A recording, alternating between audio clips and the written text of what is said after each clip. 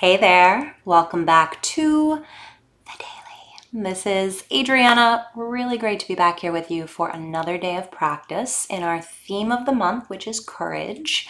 And for today's practice, I wanted to kick us off just by sharing a little bit of a story time here at The Daily. Get cozy. About something that happened back in the 1950s, 1955 in Thailand. I was not there. This is a secondhand account.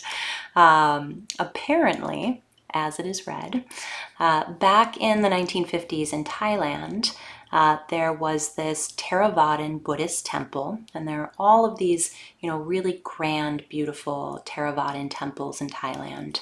And this particular temple wanted to move their Buddha statue.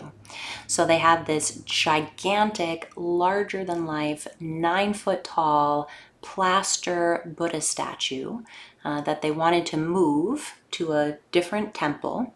And so they hired a crane, as one does, to pick up this gigantic Buddha, move it from one place to another. And what happened when the crane picked up this massive plaster Buddha statue is that they realized very quickly that the statue was way heavier than anybody could have ever imagined. And so just a few feet into the air, the Buddha statue came crashing down onto the floor, and a gigantic chunk of the plaster chipped right off of the statue. So at this point, somebody is probably very much fearing that they were going to lose their job, breaking this precious Buddha statue in the temple. But upon further reflection, what was quickly realized is that the place where the chunk of plaster broke off revealed solid gold. And as they started to kind of chip away at this crusty old plaster, what was very quickly realized is that the whole statue was made out of gold. This beautiful, gleaming gold Buddha had been covered in a layer of plaster. So it turns out that 200 years prior, the Burmese army had invaded Thailand, and as a means of protection against the army stealing the Buddha statue and melting it down for the gold, somebody had the great idea to dip it in a protective layer of plaster. Now, what happened is that somebody apparently forgot to pass the message on, and 200 years later, nobody knew that underneath this plaster Buddha was the solid gold statue that just had a protective coating placed on it.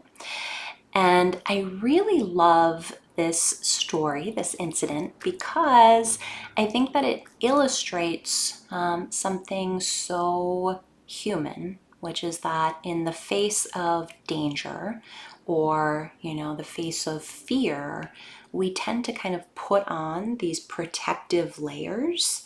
And we all have them, and they all manifest somewhat differently, right? It could be that we kind of like adopt a persona that feels a little bit more palatable for other people. Maybe we find that we kind of, button up and become very kind of like stiff and maybe guarded. It could be that we deflect with humor or some other attribute as a way of kind of guarding ourselves from any amount of vulnerability. And I think one of the functions of meditation practice is to let some of that crusty old layer fall away. These protective mechanisms that guard us and shield us from harm, but also prevent us from really kind of experiencing the world, experiencing connection as it is. So a part of the function of meditation practice is to first and foremost have the courage to be able to sit with these crusty, old protective mechanisms that we have, but then to also, without too much force, right? Without too much force or too much judgment, to really just kind of allow them to fall away, to allow ourselves to soften, to let some of that solid gold that we all are, just by virtue of being human, come to the surface and be seen. So, with that said, taking a moment to decide on our seat, wherever we happen to be. And once we've landed, as always, just taking a moment to decide on our gaze. Eyes open, eyes closed, your call.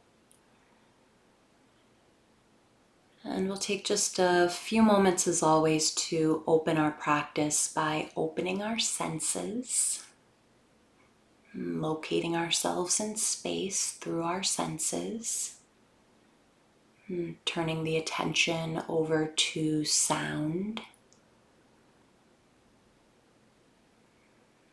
Just receiving the sounds of the space.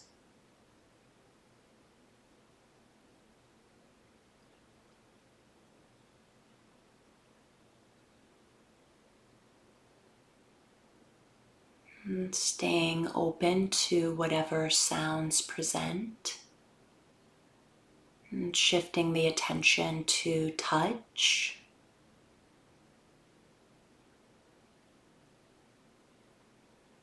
So taking a moment to really land here in the body, here in our seat. It's feeling into those tiny points of pressure where the body makes contact against the floor, the chair, the cushion. Taking in the texture of clothing on the skin.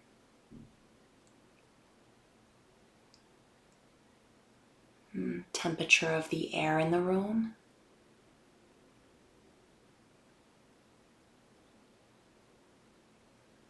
Dropping into the feet.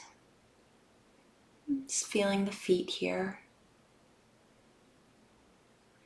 Texture, temperature. Feeling where the feet make contact. It's dropping into our direct experience here.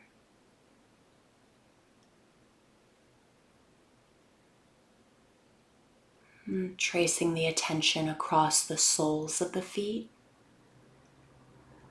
through the ankles, along the shin bones, circling through the kneecaps, grazing across the thighs, and landing in the hips,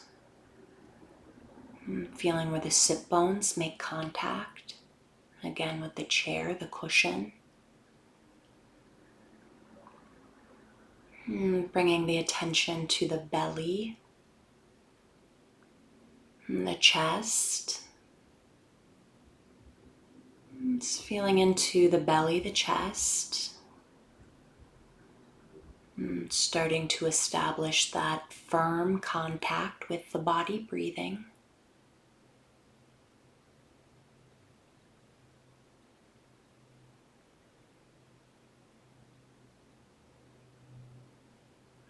Tip of the nose, back of the throat, belly. Feeling the way the breath moves in the body today.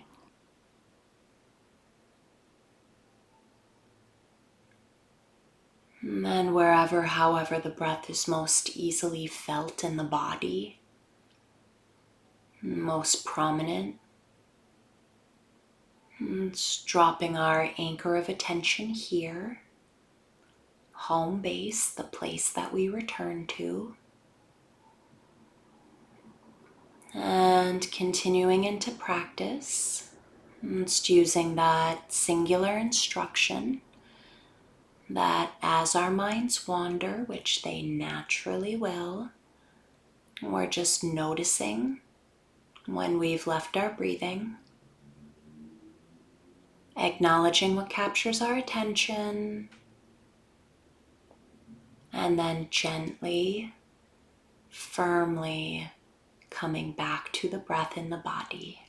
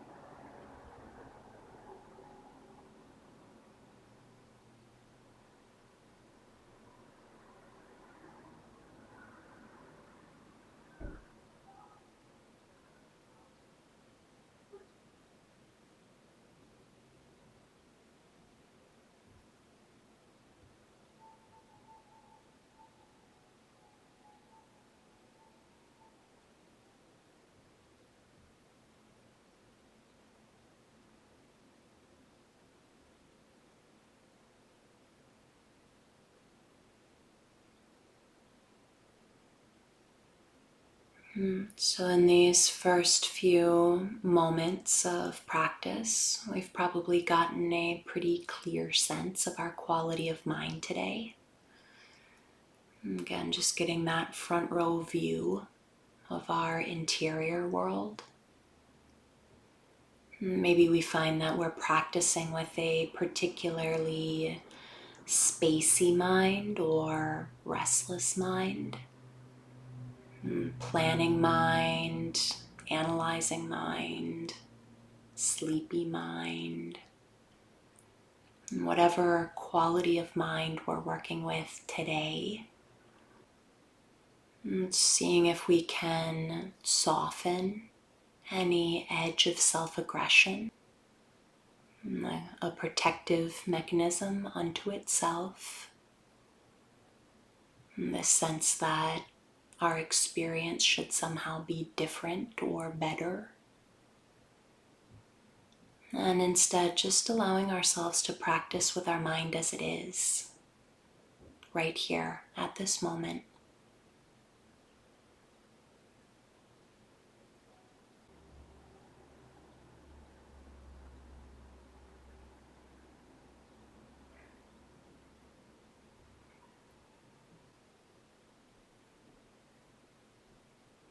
And when we find ourselves drifting out to sea, lost in thought, again, no big deal. Just acknowledging where we've landed, a light touch of recognition, and feeling the body breathe.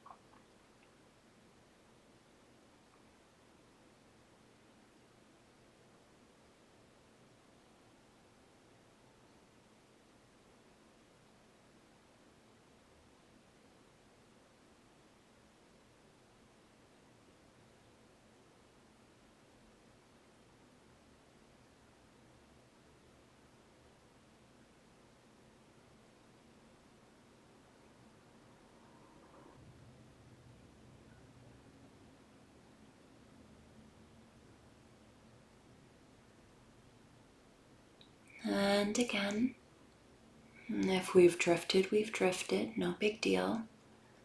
Just feeling our way back. Breath inside the body. And resting here.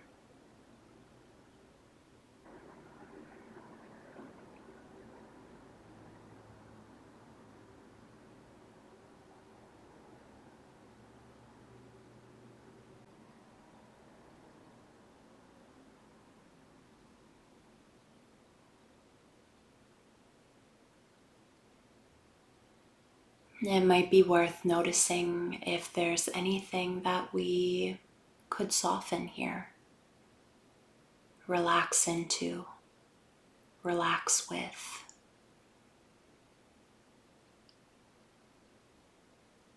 Perhaps any restlessness, agitation, maybe some circular or compulsive thinking, oftentimes mental tension.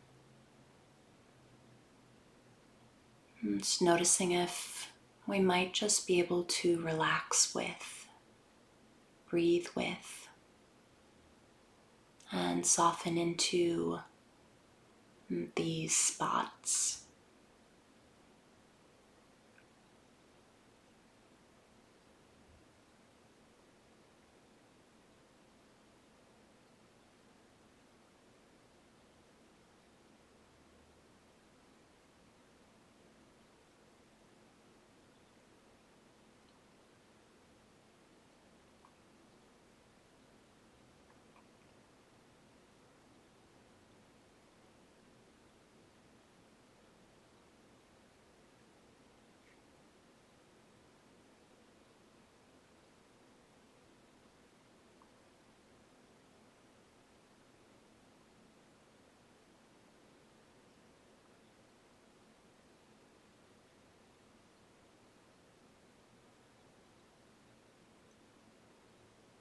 And again, it's coming back home to ourselves, noticing, acknowledging, and feeling the body breathe.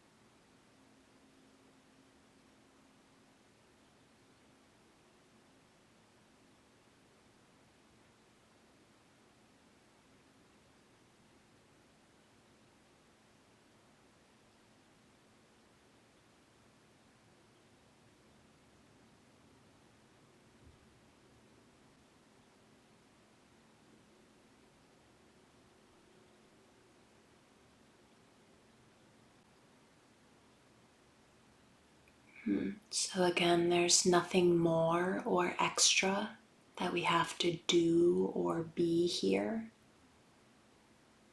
We're just continuing to meet ourselves, meet our experience as it is directly. Just resting here, feeling the body breathe, staying watchful of our mind. And along the way, maybe noticing if there's anything that we might let fall away. Expectations, judgment, preoccupation.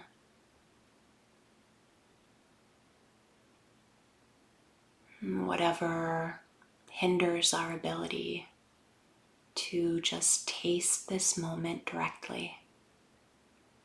Our own okayness, our own inner gold.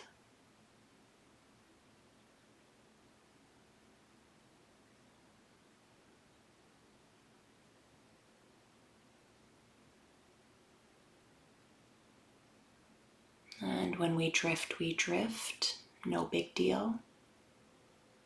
Just rerouting our attention, gently, firmly, and feeling the body breathe.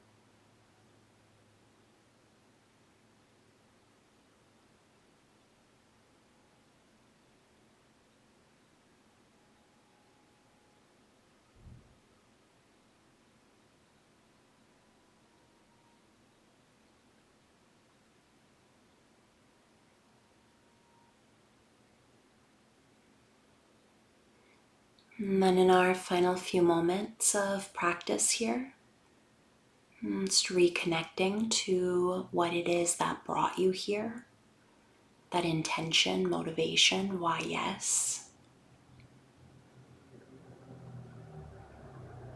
And closing out with a little bit of sweetness, maybe hand on the heart, just giving ourselves a little bit of credit. And then as we're ready, letting formal practice drop and coming back in together at your own pace, no rush.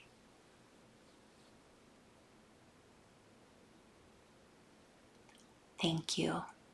Thank you. Thank you. Thank you. Thank you for being here. Thank you for sharing practice. I hope that you have a marvelous rest of your day. May it be golden. And we'll see you right back here tomorrow.